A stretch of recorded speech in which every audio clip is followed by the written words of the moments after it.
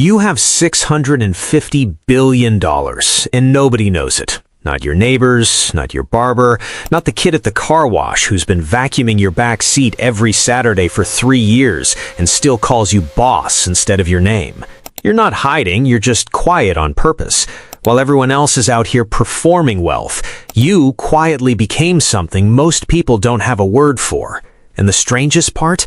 The number arrived in a spreadsheet attachment with a file name that looked like a typo. No confetti, no phone call, just you standing in a car wash bay, holding a wet chamois, deciding whether the door seal on Bay 4 needed replacing. This is what $650 billion actually looks like. It starts with an ice machine outside a gas station in a town you'd rather not name. Not a revelation, not a 5-year plan, just a Sunday morning, somewhere between a road trip and a cooler that needed filling, when you notice the machine is out of order, and has been, judging by the dust on the coin slot, for a while.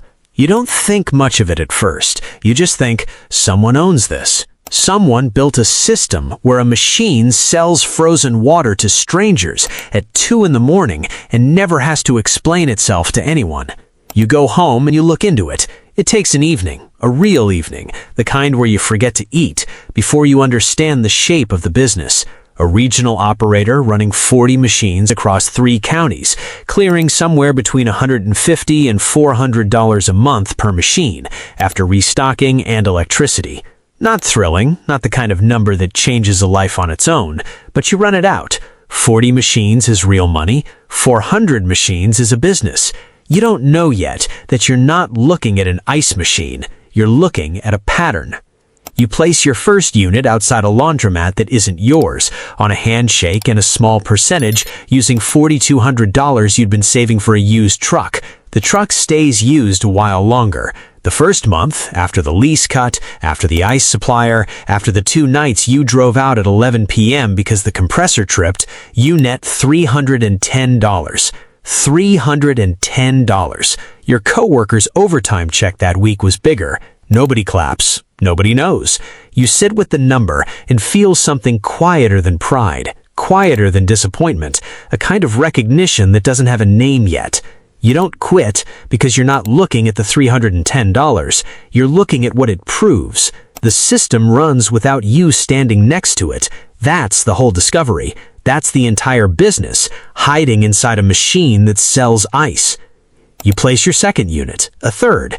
Within a year, you're running 26 of them across 2 counties, and you've stopped thinking about ice and started thinking about anything else that runs the same way. A small, boring need that never goes away, sitting quietly behind a coin slot or a subscription or a lease. You start watching touchless car washes the way you used to watch the ice machine, not as a customer, as someone trying to find the ownership layer underneath. You find out an unattended car wash on a decent corner, 4 bays, automated pay stations, can clear anywhere from $180,000 to $600,000 a year in gross revenue with almost no labor cost, because people don't stop needing clean cars in a recession, and they don't stop needing clean cars when a new app launches. You buy your first one for $310,000, most of it borrowed against the ice route's cash flow, the rest scraped together from 3 years of not upgrading anything. It's in a town with 1 stoplight. The equipment is older than you'd like. The previous owner, a widower named Elton, who'd run it for 22 years off a paper ledger in a cigar box of receipts, walks you through the pump room like he's introducing you to a family member. The books are messy. Underneath the mess, the cash flow is real. First year nets $71,000. You don't celebrate. You use it as the down payment on the next one. This is the part nobody sees. Not the scaling, not the eventual size of it, just a person running numbers on a laptop at midnight with a car wash humming out the window, turning a Tuesday observation into a Thursday phone call, into something that 11 years later still doesn't have a name anyone outside a boardroom would recognize. The number never mattered. The architecture did. Your accountant is Priscilla. She's handled small operators for 26 years and has seen every kind of chaos a shoebox of receipts can produce.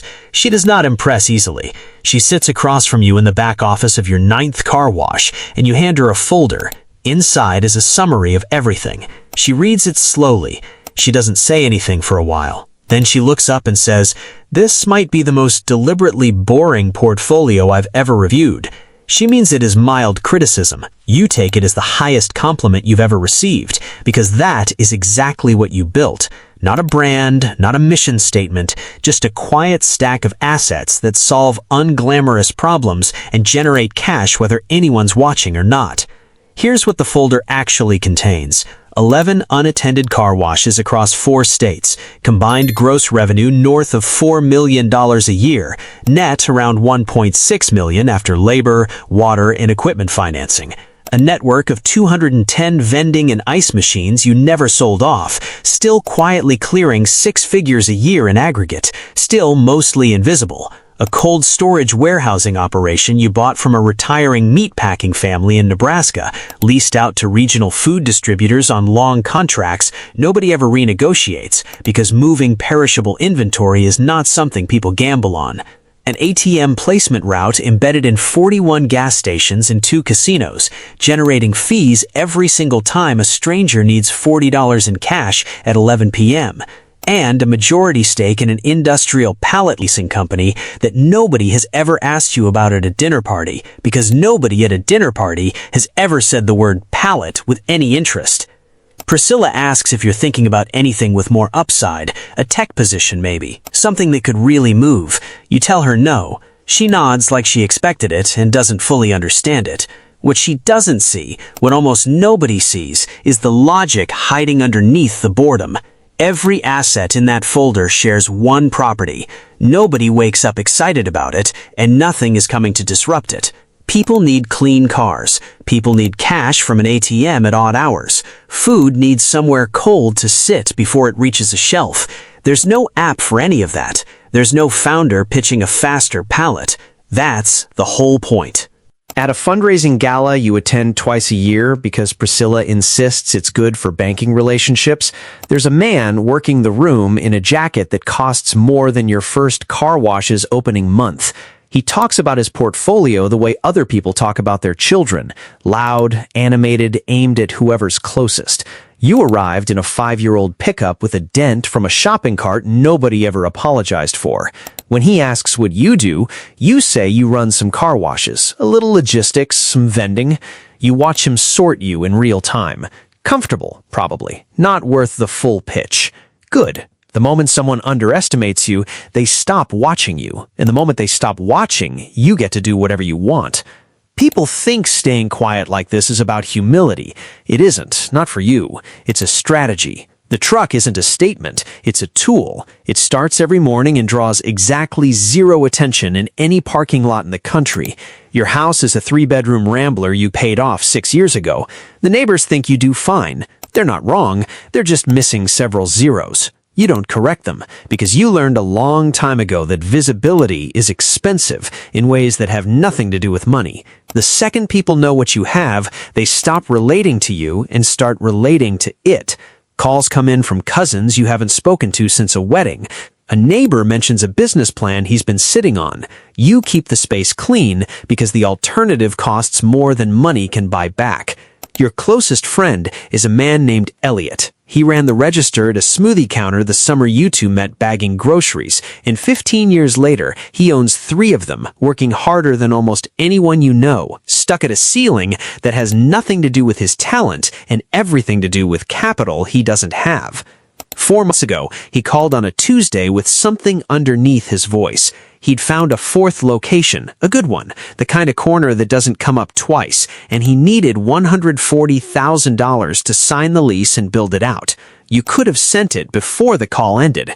To your balance sheet, $140,000 is a rounding error, less than a week of passive cash flow across everything you own. It wouldn't have been a sacrifice. It wouldn't have even been a decision. But you didn't send it. You sat with the phone against your ear and felt the specific weight of understanding someone's situation better than they understood it themselves. You'd learned that lesson once already, years earlier, with someone else. A check you wrote that turned a friendship into something neither of you ever named again.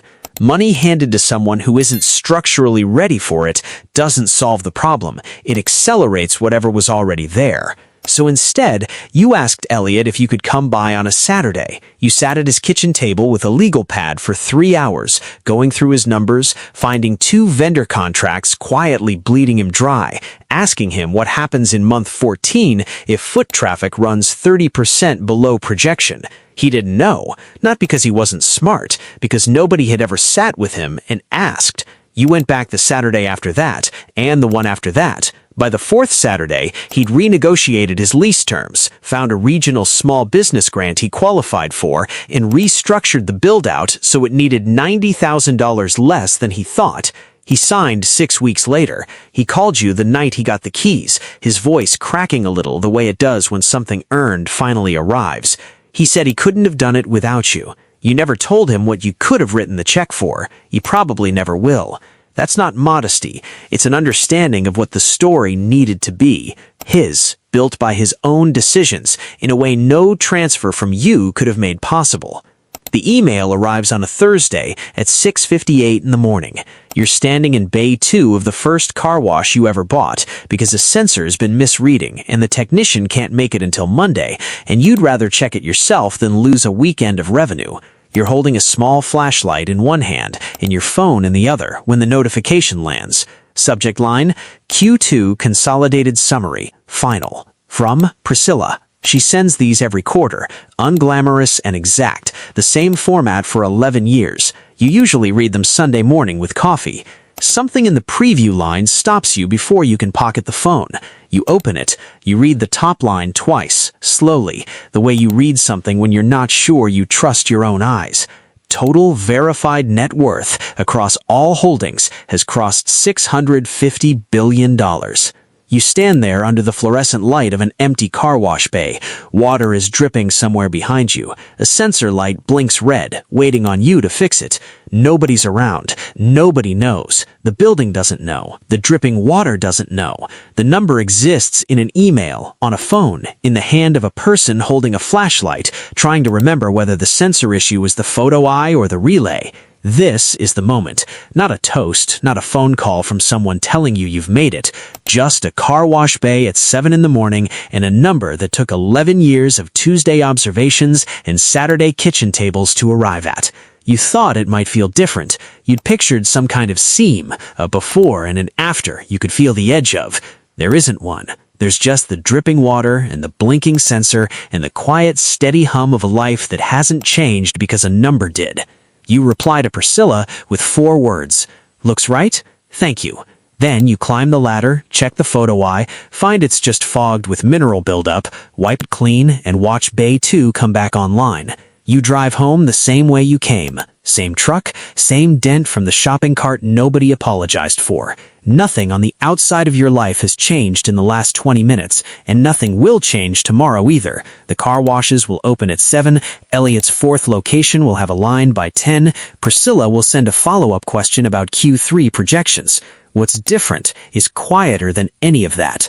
Somewhere this week, you're going to watch someone spend a great deal of money trying to look like they have it, and you're going to notice, the way you always do now, that the performance of wealth and the architecture of it almost never live in the same person at the same time. The knowing doesn't make Thursday easier, but it does make you wonder what you're actually building, and for whom.